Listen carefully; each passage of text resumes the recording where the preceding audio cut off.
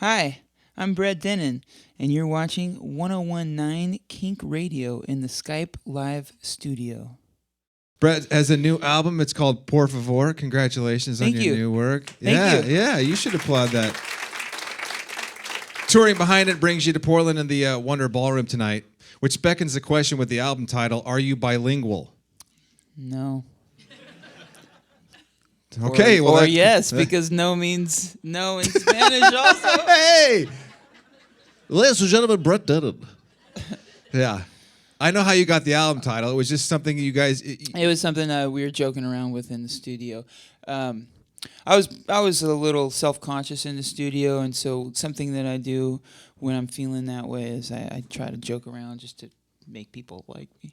But I kept telling this story about a friend's kid who is bilingual, but when he was learning to speak, it was broken between the two languages, and whenever he wanted something, he kept saying por favor, but instead of articulating why he thinks he should deserve something, he just kept saying por favor louder and louder, and so he was like, por favor, por favor. And I'd said it so much that it became the theme for the behind the scenes. And in that recording process, there was a man that was actively involved. His name is Dave Cobb. Yes, and he was a producer. Yeah, he's a producer. And I've been having many bands come in here, and everybody seems to be working with him right now. Lake Street Dive and Anderson East and Chris Stapleton, Brett Dennen. Tell me more about Dave Cobb. What makes him unique and so special? That seems to be, he's on everybody's records right now.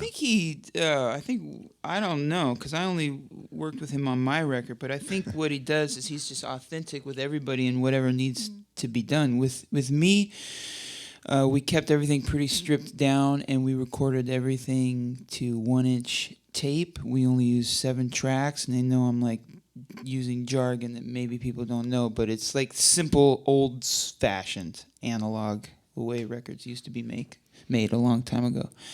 And we were all in one little room together. And so because he thought that would be the best way to service my songs, is just take a wholesome, intimate, like you're in a living room playing. And he stayed out of the way in terms of letting my songs be the way they are. Like I wrote the songs. He said, okay, that's great. Let's just record them, and let's just not think about it too much. Let's not rehearse. Let's just jump right in and press record, which was scary in the beginning, but I think he knew what he was. I think he knew in order to get what he needed out of me, it had to be comfortable like that. Yeah. He seems to be tapping into a lot of different artists that way. I don't know what he does with everybody else, though. I think he does whatever's needed. Because that Jason Isbell record, they'd spent like a month in one of the biggest studios in Nashville. The budget was out of control, and it was like an old school Johnny Cash record. So I think he just does whatever the job needs, you know? A couple of quotes from you from an article leading into this record. Songwriting for me often feels like torture. Yes. That's got to be difficult being a music maker for a living. Yes. Generally, I'm pretty laid back, and things don't really make me angry ever.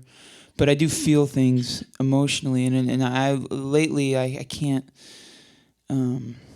get into a song that I'm working on unless it has some sadness or some torment in it, and so I really have to push myself to feel and to explore my feelings in order to write something that I care about, that's worth singing to me.